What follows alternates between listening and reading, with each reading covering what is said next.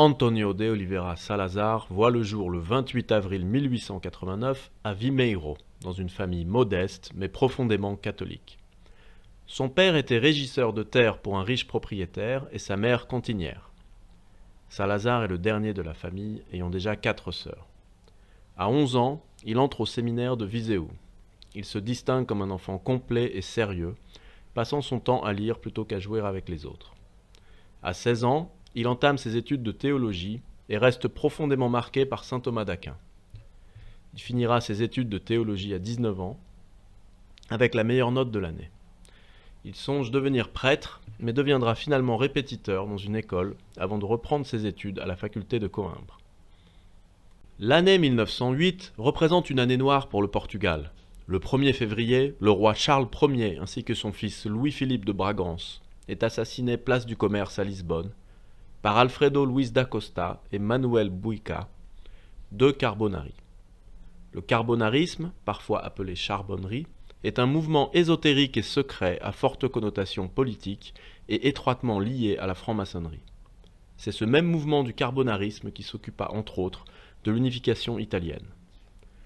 Le deuxième enfant du roi Charles Ier, Miguel II, survit à l'assassinat et monte sur le trône du Portugal. Mais un peu moins de 2 ans plus tard, en 1910, la République portugaise est proclamée à la suite d'une révolution.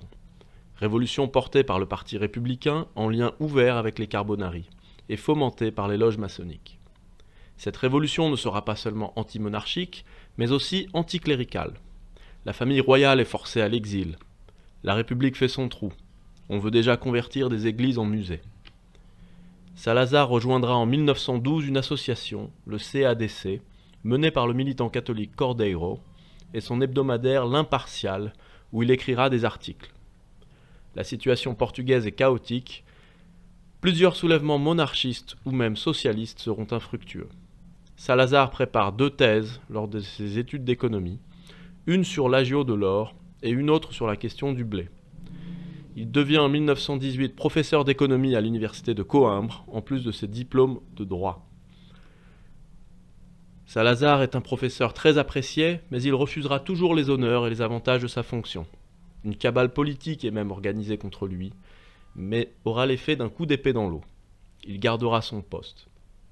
Son ami le plus proche, qui deviendra ensuite le cardinal de Lisbonne, Manuel Gonçalves Cerejeira, dira de lui: Salazar a suivi une route droite, sans emprunter de chemin de traverse. Il est resté l'homme des grandes choses et des petits détails. Dans sa jeunesse, il s'imposait déjà avec sa nature si riche, sa volonté tenace, son intelligence et son parfait équilibre. En 1922, Salazar valide la politique du ralliement de Benoît XV, par souci de conciliation. Il s'agit ici de l'une des rares erreurs de Salazar, car le ralliement, bien que soutenu par quelques lettres apostoliques, est une des applications de l'empiètement du pouvoir temporel sur le spirituel. Pour autant, Salazar, armé seulement de sa plume et de sa voix, n'en oublie pas ses principes catholiques. Petit à petit, lors de ses discours, il n'aura de cesse de louer une société où les vertus catholiques seraient reines. En témoigne cette citation lors de son discours de Braga. Le christianisme oppose à l'esprit de révolte celui d'obéissance, à la haine, l'amour, à l'ambition, le renoncement. Et il s'écrie: les voilà les bases morales de notre révolution sociale. Ne pas aspirer au pouvoir comme à un droit, mais l'accepter et l'exercer comme un devoir. Considérer l'État comme le ministère de Dieu pour le bien commun, et obéir de tout son cœur à tout ce qui est investi de l'autorité. Ne pas oublier, si l'on commande, au nom de quelle justice on le fait, et ne pas oublier, si l'on obéit, la vertu sacrée de celui qui commande. Quelle révolution inouïe! C'est là le pouvoir débarrassé de toute avidité ambitieuse, des obstacles importuns, des révolutions périlleuses. C'est la libre autorité et le sujet respecté. C'est la loi humaine anoblie par la justice. Le pouvoir limité par la loi de Dieu et par les droits de la conscience. C'est l'ordre assuré par l'obéissance des âmes. Donnez-nous ces âmes transformées par l'esprit chrétien d'obéissance, d'amour et de renoncement, car la paix du Christ est parfaitement compatible avec le syndicalisme ouvrier, avec les nouveaux modes de travail, avec les nouveaux régimes de propriété, avec des organisations politiques très différentes. L'esprit les reconnaîtra toujours par leur modération, par leur justice. leur charité et par les concepts moraux qui dominent les aspects matériels de la vie. Ne pas aspirer au pouvoir comme à un droit, mais l'accepter comme un devoir, considérer l'État comme le ministère de Dieu pour le bien commun. Le Portugal, entre 1919 et 1926, est sujet à de nombreuses insurrections. Les monarchistes s'emparent du nord du pays pendant un mois, mais ne prendront jamais Lisbonne. Les bolcheviks assassinent de hauts dirigeants de la République. Une partie de l'armée organise une révolte, mais ne réussit pas à prendre le pouvoir. Tous les conjurés seront finalement acquittés. Une personne se détache, le général Gomes da Costa. Le 28 mai 1926, il organise un soulèvement de grande ampleur. Le gouvernement entend négocier, mais sera forcé de capituler. Dès lors, c'est le général Gomes da Costa qui, sous forme de triumvirat,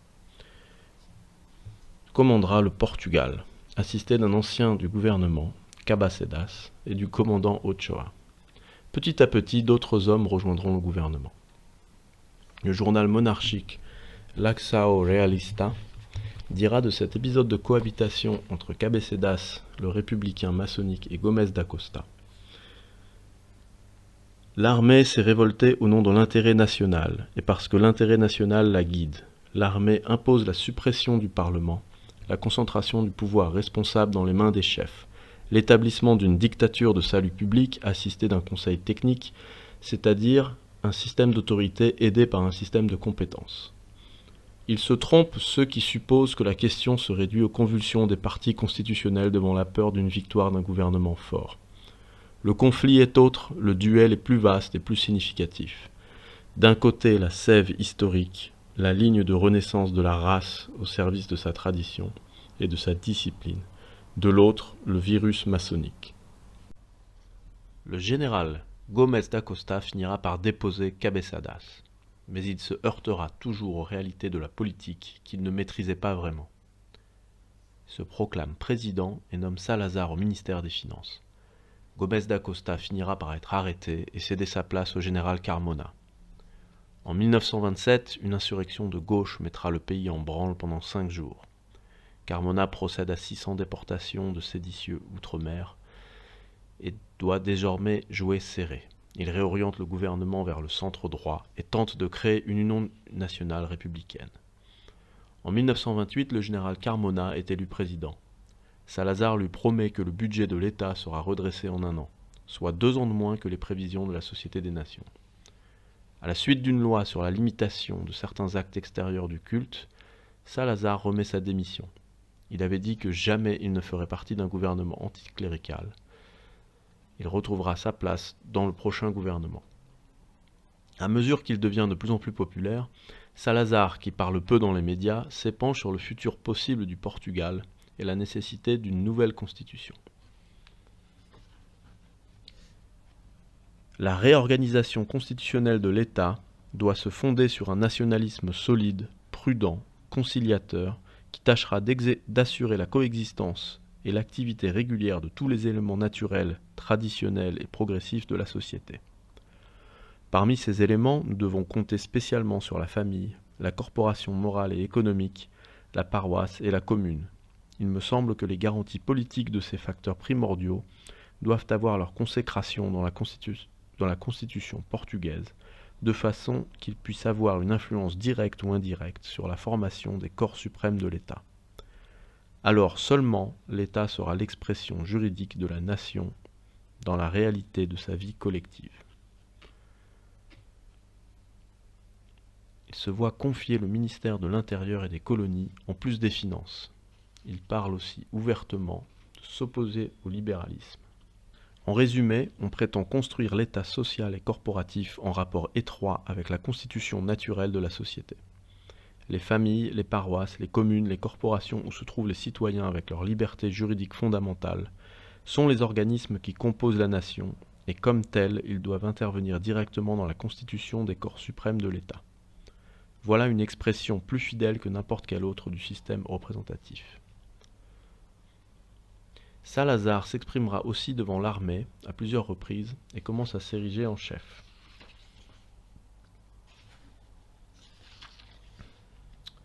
Je me demande si dans l'âme de ceux qui disent nous suivre se trouve l'amour de la patrie poussé jusqu'au sacrifice, le désir de bien servir, la volonté d'obéir, seule école où l'on apprenne à commander, un besoin vif de discipline et d'ordre, de justice et de travail honnête.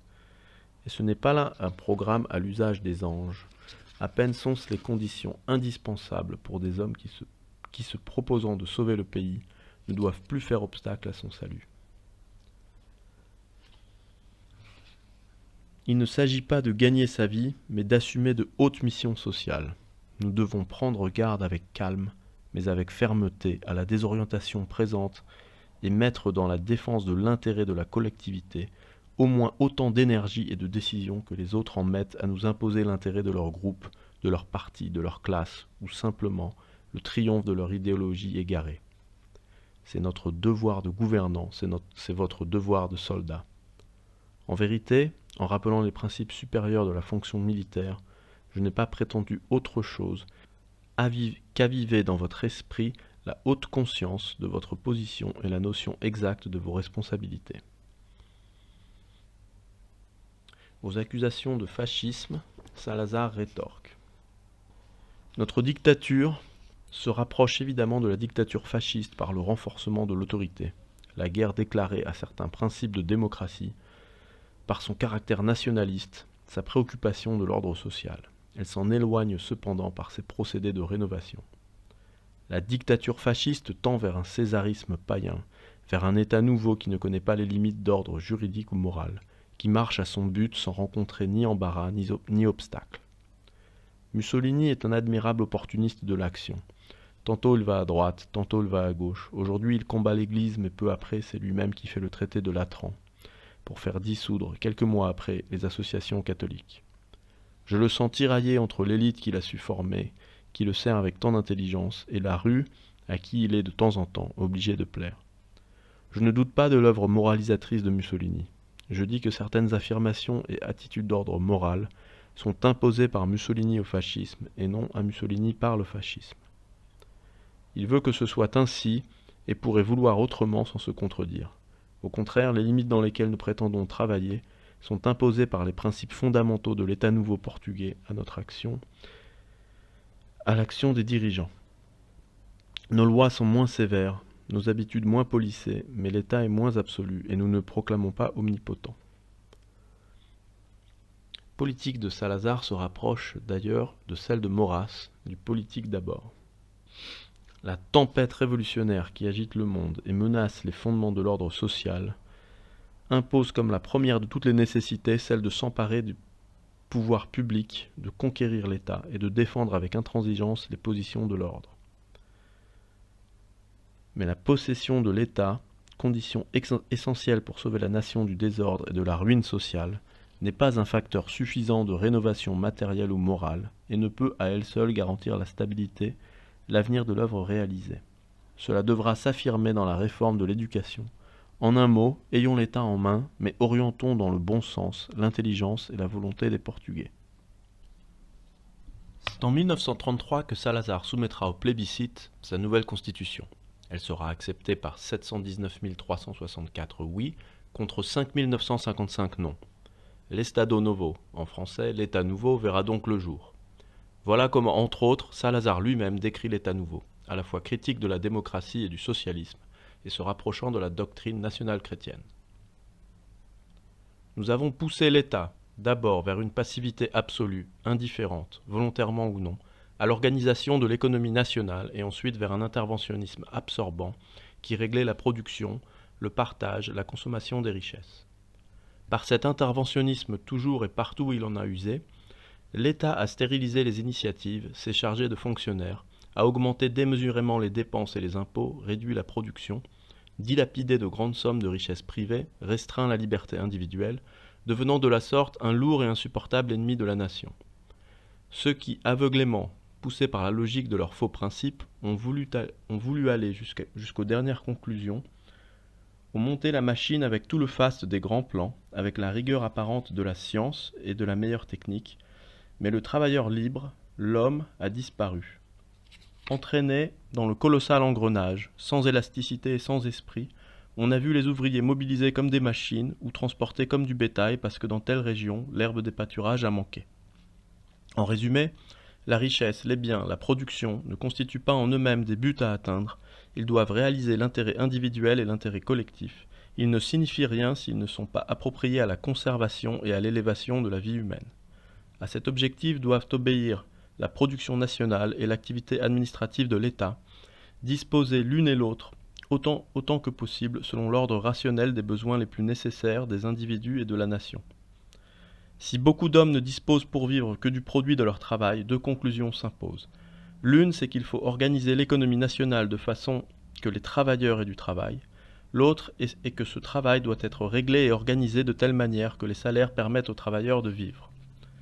Nous voulons marcher vers une économie nouvelle en travaillant conformément à la nature humaine, sous l'autorité d'un État fort qui défende autant contre les excès du capitalisme que contre le bolchevisme destructeur, les intérêts supérieurs de la nation, sa richesse et son travail. Contrairement aux idées reçues, le système n'est pas dictatorial. Une clause prévoit d'amender la Constitution tous les 5 ou 10 ans, si les 2/3 du Parlement le désirent. Les opposants au régime de l'État nouveau tentent de calomnier Salazar par tous les moyens, sentant que l'accès au pouvoir se restreint. L'armée, puis la Troisième Internationale, tentent des soulèvements, puis des agitateurs venus de France et d'Espagne. Salazar réaffirme son attachement à l'élément national. Quand la plupart d'entre vous commençaient à épeler les livres des écoles, l'Europe avait déjà subi la plus grande crise mentale des derniers siècles. Il semblait même que quelques réactions heureuses commençaient à indiquer le chemin de la tranquillité aux esprits inquiets de la fin du XIXe siècle et des débuts d'une autre. La manie philosophique avait commencé à ébranler dans les intelligences l'adhésion aux vérités éternelles et à ronger dans les esprits les grandes certitudes. On avait nié Dieu, la certitude, la vérité, la justice, la morale, au nom du scepticisme, du pragmatisme, de l'épicurisme, de 1000 systèmes confus dont le vide avait été rempli avec difficulté. Mais la négation, l'indifférence, le doute ne peuvent être source d'action, et la vie est action.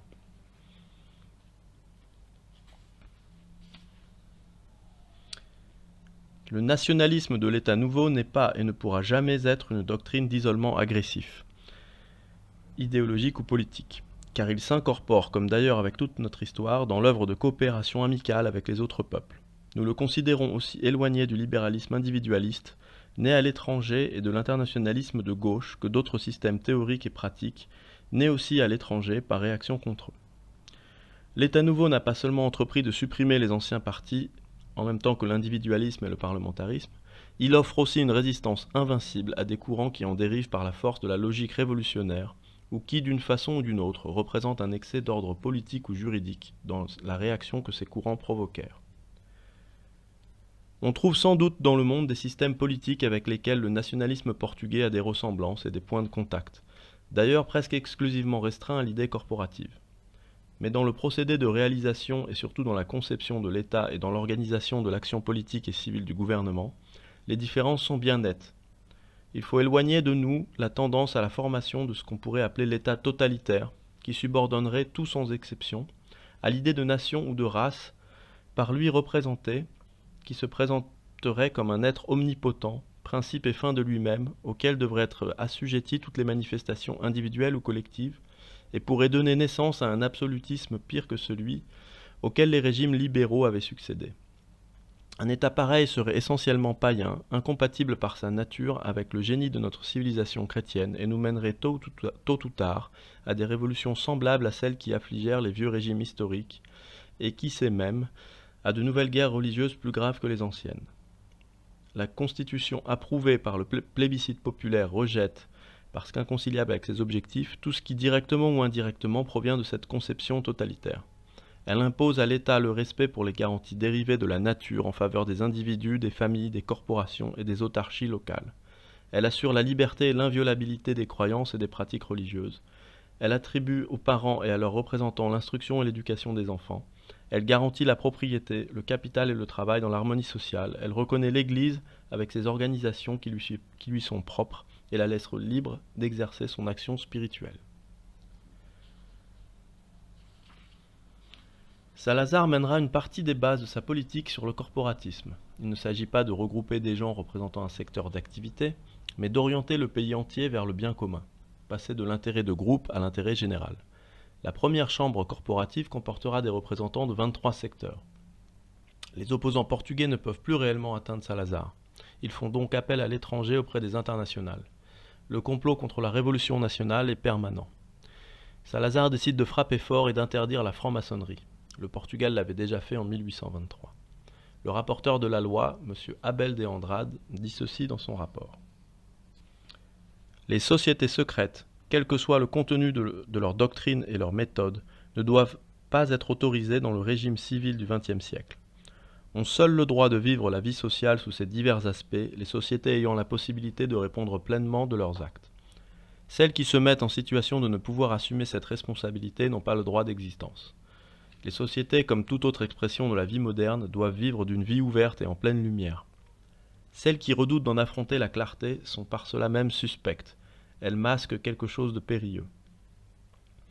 Que l'influence de la maçonnerie devait s'étendre à la haute charge de la présidence de la République, aux charges politiques soumises à la nomination présidentielle et gouvernementale, qui ont un caractère de place de confiance, telles que celles de directeurs généraux, chefs de répartition, représentants en pays étrangers, commandants, militaires, aux charges législatives dépendant de l'élection, députés et sénateurs, aux administrateurs nommés, gouverneurs civils, et à ceux soumis à l'élection.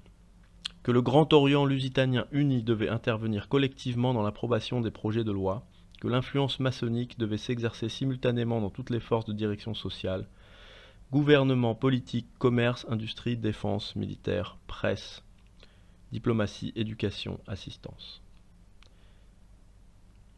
Si la révolution nationale est la revendication de l'autorité de l'État contre toutes les forces désagrégatrices de la nation, elle trahirait son programme si elle tolérait l'existence de ces sociétés secrètes. Le principal théoricien de l'helvétisme, l'historien suisse Gonzague de Reynold, dira de Salazar: il est dénué de toute ambition personnelle, il porte le pouvoir comme on porte sa croix. 10 ans après la prise de pouvoir par le général Gomes da Costa, Salazar dresse un bilan du Portugal, à l'heure où l'Europe se tourne résolument à gauche, en mettant l'accent sur la famille et les vérités immuables.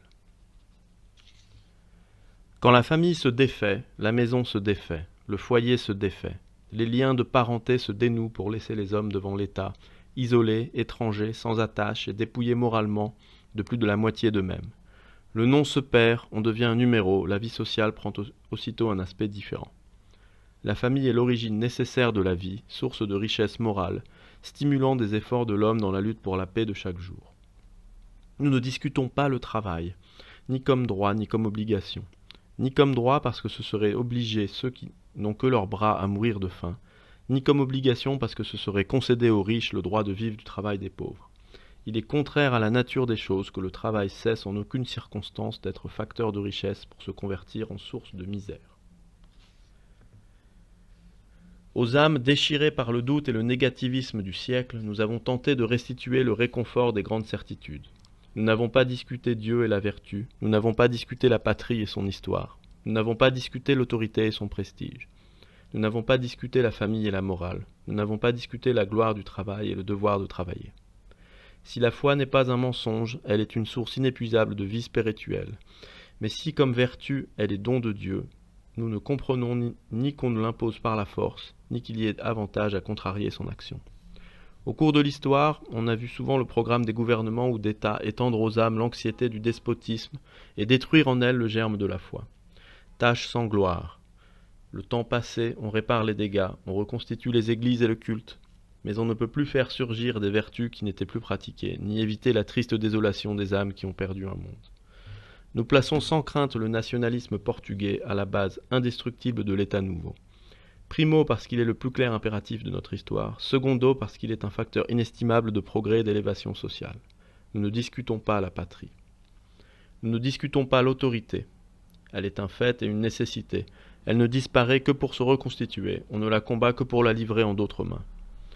Elle est aussi un don magnifique de la Providence, car sans elle, ni la vie sociale ni la civilisation humaine ne seraient possibles. Le passage de l'enfance à l'âge d'homme, de l'ignorance à la connaissance, des instincts à la vertu, de la barbarie à la civilisation, est le fruit de l'effort persistant contre l'inertie naturelle. L'autorité n'existe jamais pour elle-même, mais pour les autres. Ce n'est pas une propriété, c'est un fardeau. Les avantages sont en proportion du bien qu'elle ordonne et de la fidélité avec laquelle s'exécutent ses ordres. Comme l'erreur est possible, son action doit pouvoir être appréciée, mais il y a moins de désavantages à ne pas se laisser critiquer qu'à ne pas se faire obéir.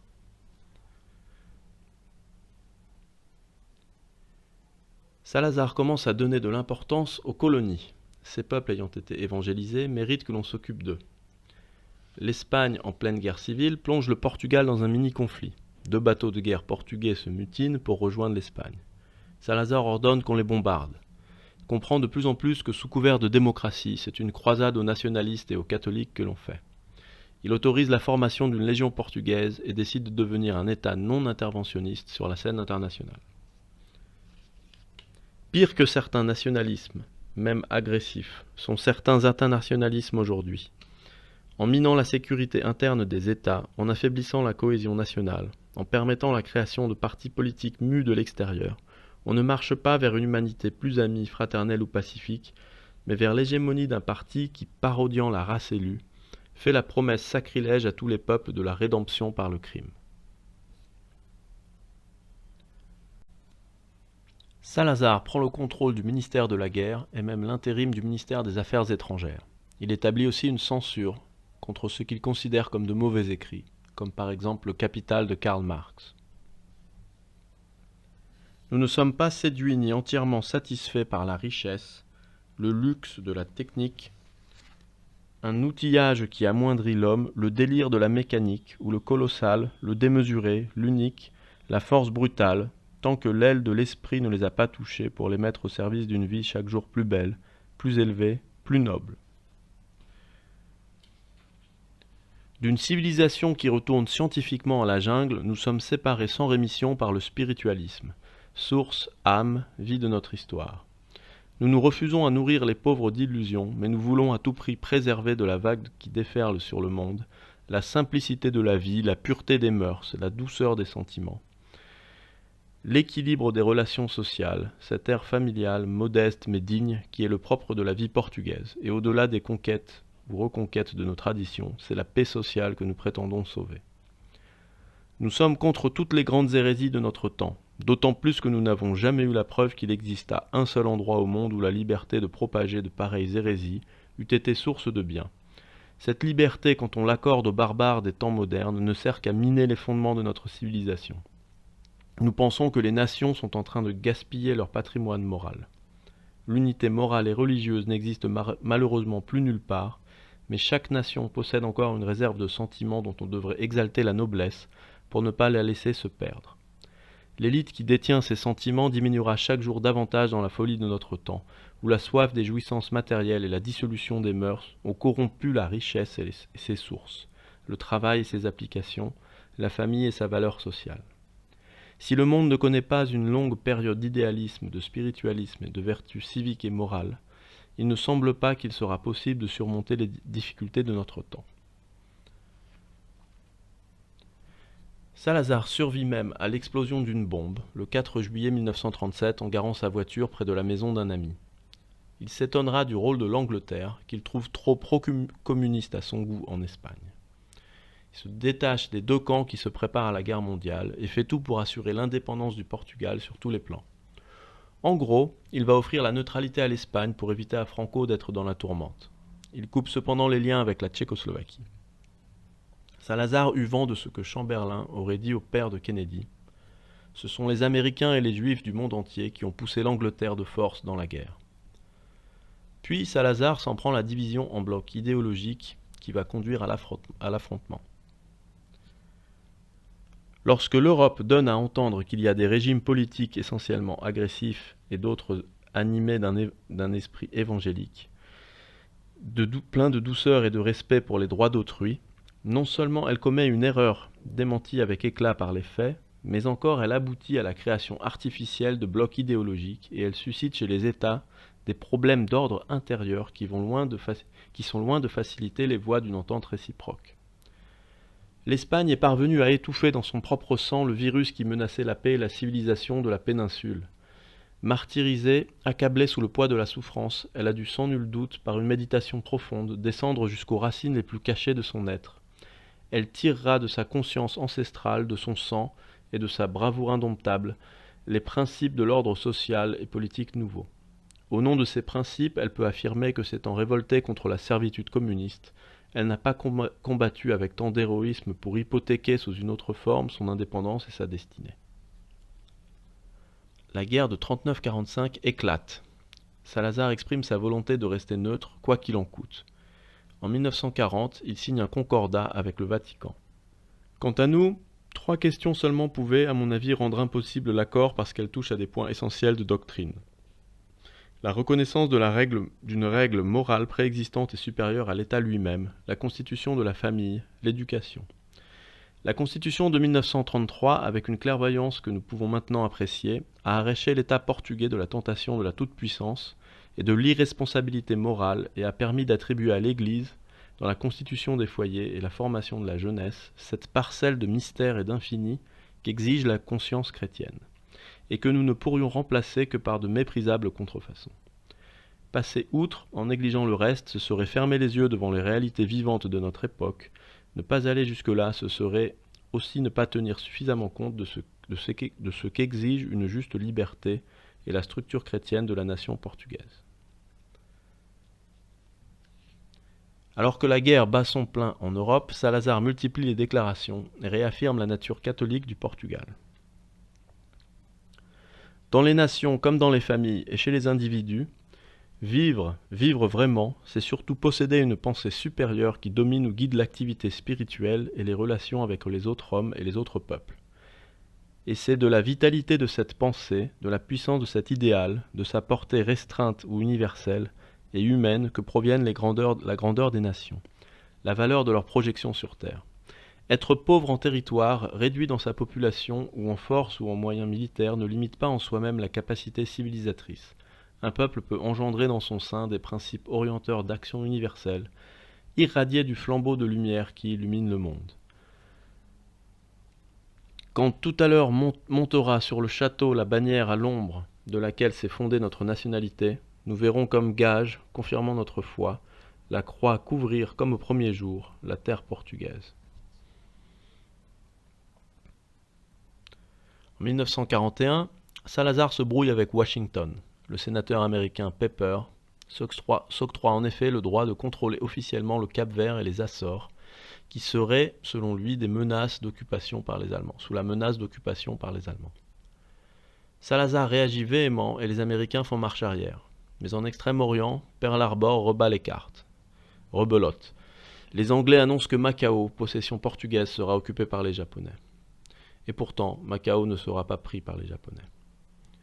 C'est bien une autre possession portugaise, le Timor, qui sera occupée par des forces hollandaises et australiennes. Les négociations n'aboutissant pas entre l'Angleterre et le Portugal, le Japon déclare vouloir libérer la partie portugaise du Timor. Salazar indique encore une fois que la priorité nationale est à l'unité. Cet intérêt, il appartient à la politique de le définir et de le sauvegarder. L'intérêt suprême est l'intégrité et l'indépendance, le double attribut d'où dérive la possibilité pour la nation de se développer et de prospérer, en accomplissant sa mission dans le temps. Si la nation en tant qu'agrégat autonome est nécessaire au progrès social, la doctrine et l'action politique tout entière, au sens le plus large de leur acception, ont pour objectif suprême d'assurer aux individus les moyens matériels et les conditions nécessaires à leur vie morale. Il passe à la défense morale. Nous entendrons par nation, par protection morale, la conscience nationale est exposée au triple péril de se diviser, de s'égarer, et de perdre sa personnalité. Si elle s'égare, elle ne voit plus, elle ne comprend plus, elle n'est plus assurée de découvrir où est la bonne route. Si elle se divise, elle n'est plus certaine de pouvoir la suivre quand elle l'aura trouvée. Elle s'affaiblit, s'abaisse et se diminue. Si elle perd sa personnalité, elle perd en même temps avec ce qui la distingue parmi les autres peuples, races ou nations, l'un des facteurs qui la font apprécier à l'étranger et l'une des sources qui rendent utile son apport. En 1943, sentant que l'Axe était amené à perdre, il cède des privilèges aux Anglais pour l'accès aux Açores, en échange de matériel militaire. Le Timor est toujours occupé par le Japon. Puis en 1944, les choses s'accélèrent, la Wehrmacht entame sa retraite de l'Union soviétique, Les croisés de la démocratie entrent à Paris, la Roumanie capitule, la Finlande rompt avec Berlin, la Bulgarie demande l'armistice à Moscou. Puis en 1945, les Alliés franchissent le Rhin, Mussolini est assassiné, Hitler se suicide. Salazar ne se réjouira pas de la victoire des Alliés. Il sera d'ailleurs le seul, avec le chef d'État irlandais De Valera, à envoyer au grand amiral Karl Dönitz ses condoléances pour la mort d'Hitler. Modeste, Salazar remerciera la Providence d'avoir écarté le Portugal du conflit direct. En cette heure si solennelle pour ne pas dire sacrée, je ne sens, je n'éprouve en moi-même qu'un vif élan de gratitude envers la Providence pour sa miséricorde et de prière pour que sa lumière éclaire les hommes responsables des destinées du monde.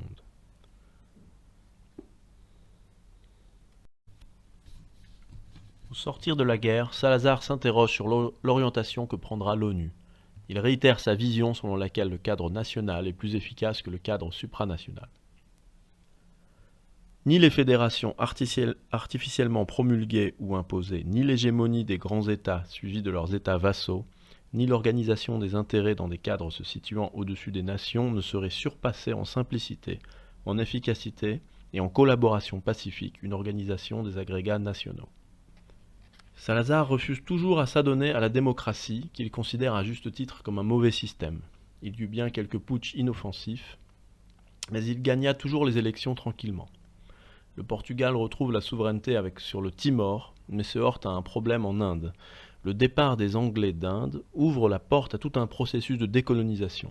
Salazar tient à Goa, la partie portugaise de l'Inde, et ne songe pas à abandonner son empire colonial.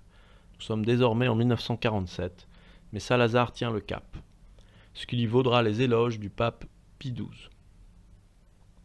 Je le bénis de tout cœur, et je fais les vœux les plus ardents pour qu'il puisse mener à bout son œuvre de restauration nationale, tant matérielle que spirituelle.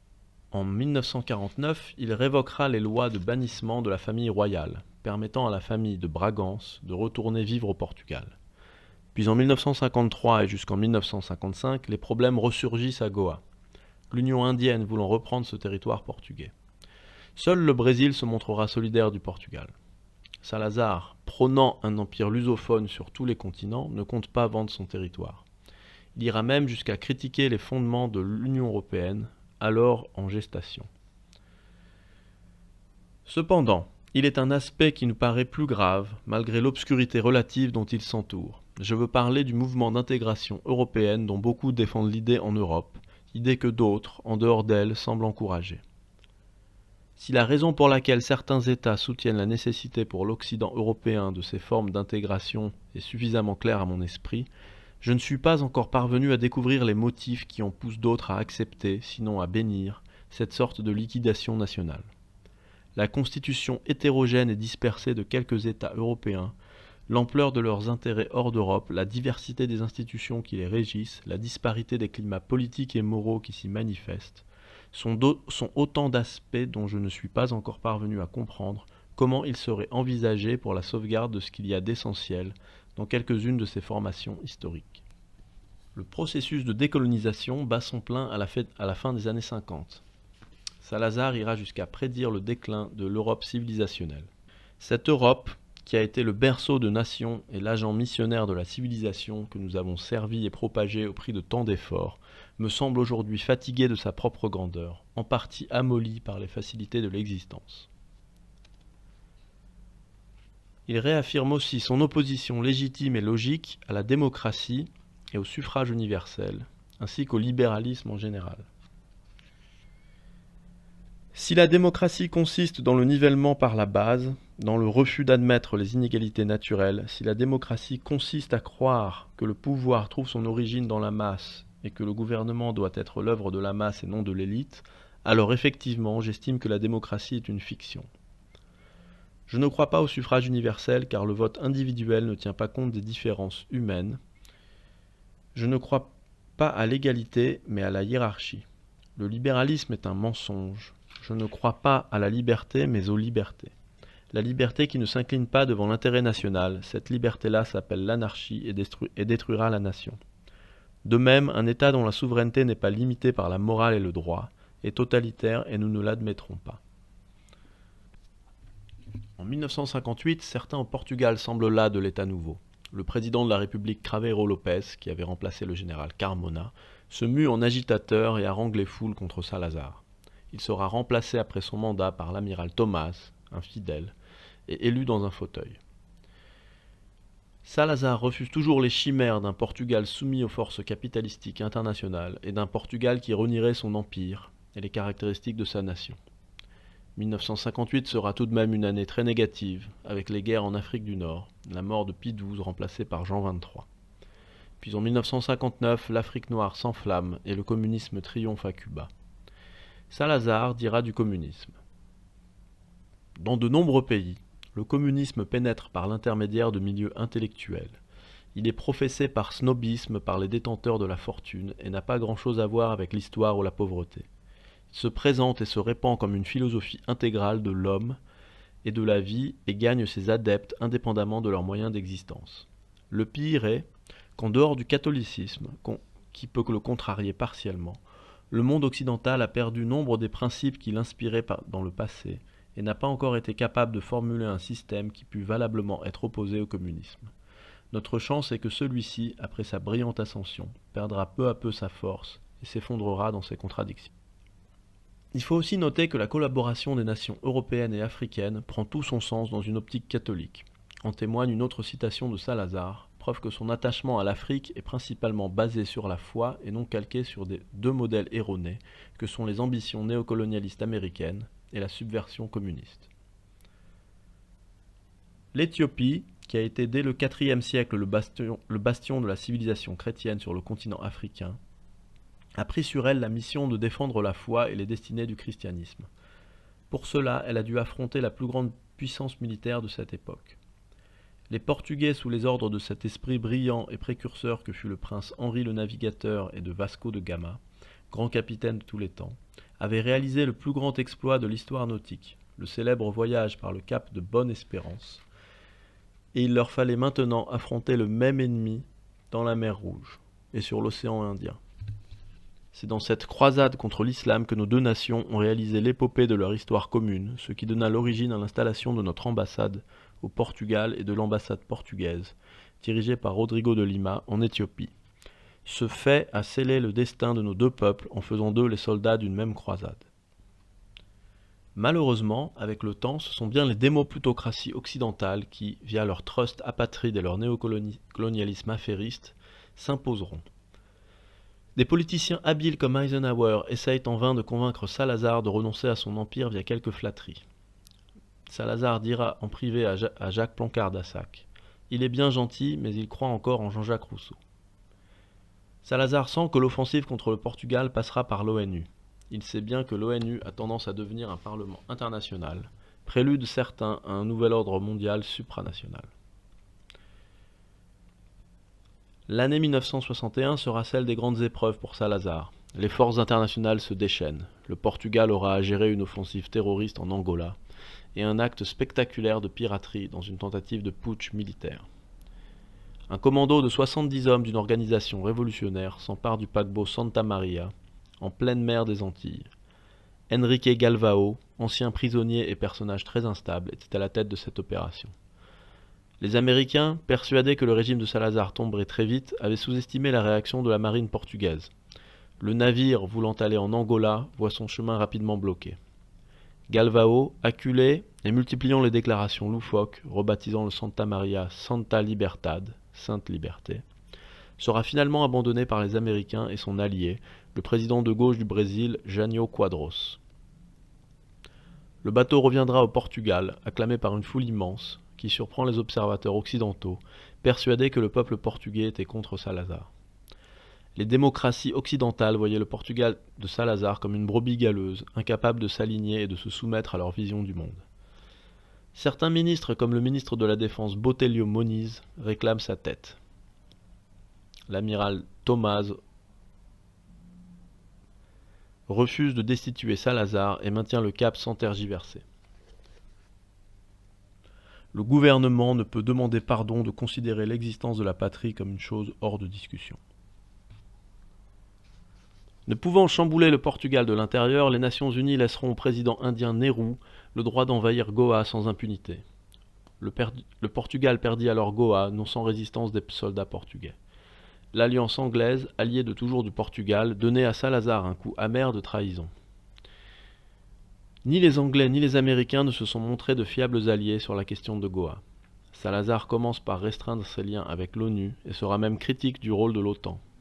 Il critiquera aussi le modernisme et le progressisme catholique, à juste raison. Quant au progressisme catholique, nous dirons qu'il semble travailler aujourd'hui de connivence avec le communisme dans la vague espérance que ce dernier l'aidera à faire la révolution dont le premier cueillerait les fruits, en raison de l'ascendance qu'il maintient encore dans les sociétés occidentales. En 1966, à l'occasion des 40 ans de l'État nouveau, il s'exprimera à Braga. Je comprends les doutes et les hésitations. Nous vivons un moment critique de l'histoire du monde. Tout est en crise ou sujet à critique. La morale, la religion, la liberté des hommes, l'organisation sociale, l'étendue de l'intervention de l'État, les régimes économiques, la nation elle-même et les avantages de son indépendance ou de son intégration avec d'autres, pour la formation de grands espaces économiques et politiques. On discute en Europe la notion même de patrie. Des révolutions, comme la révolution soviétique, ont continué dans le domaine des faits et de la philosophie. Les révolutions qui venaient du passé, de la Réforme et de la Révolution française, et, comme tous les grands mouvements en possession de leur force initiale ont tendance à se répandre et à dominer le monde, nous empoisonnent de visions et de principes qui sont loin d'être appliqués dans leur pays d'origine. Les esprits les plus purs s'inquiètent, se troublent, ne savent pas comment s'orienter et répètent avec angoisse la question de Pilate au Christ. Où est la vérité ?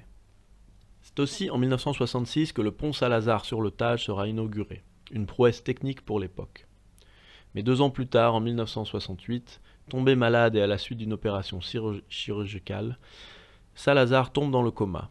Il est démis de ses fonctions par l'amiral Thomas. Reprenant connaissance, il mène une vie modeste dans le calme de sa maison, son état de santé empirant peu à peu. Il finira par rendre son âme à Dieu le 27 juillet 1970. 3 jours plus tard, il aura droit à des funérailles nationales au monastère des Géronimos, où une foule impressionnante lui rend hommage. Il repose désormais dans le cimetière de Vimeiro, avec une dalle ordinaire et quasi anonyme.